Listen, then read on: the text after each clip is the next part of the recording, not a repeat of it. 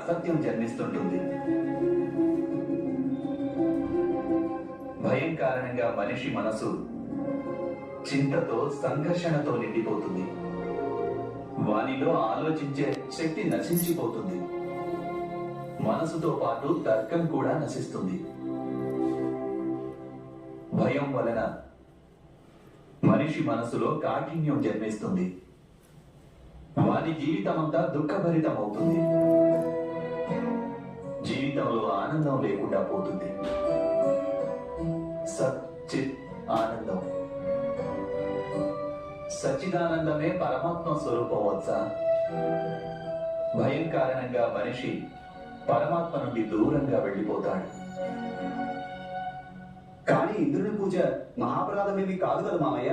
వత్స ప్రతివింధ్య, ఏ శక్తి అయినా అంత పెద్దదేమీ కాదు దానిని పరాజితం చేయలేకపోవడానికి.